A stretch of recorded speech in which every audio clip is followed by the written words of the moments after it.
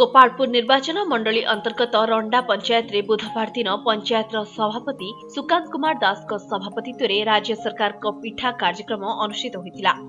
एही कार्यक्रम रे मुख्य अतिथि भावे रंडा पंचायत सरपंच प्रदीप कुमार साहू जोग दैथिया बेले सम्मानित अतिथि भावे समिति सभ्य मनोरंजन मंडल नायब सरपंच संध्याराणी पाल सुपरभाइजर संजुलता पाल और ग्राम सेवक विश्वनाथ प्रमुख उपस्थित थिले। एही पीठा कार्यक्रम रो मूल लक्ष्य हेला सरकारक जनहितकारी योजना गुडी को लोकमानक पाखरे पहुंचाई लोकंकु सचेतन कराइबा। एही अवसर रे पंचायत प्राय 1224 राशन कार्ड हिताधिकारी को 5296 एलईडी बल्ब मागणारे बंटन कराजिबा सह 3टी बिजु पक्का घर बंटन कराଯାଇथिला एवं रंडा उच्च प्राथमिक विद्यालयर छात्र छात्री मानक द्वारा विभिन्न सांस्कृतिक कार्यक्रम परिवेषण होइतिला। उक्त कार्यक्रम रे आशा और समस्त अंगनवाड़ी कर्मी और शताधिक पंचायतवासी उपस्थित रही कार्यक्रम रे सहयोग करथिले। रंगेलुंडारू धर्मेंद्र रावलक रिपोर्ट स्वस्तिक न्यूज।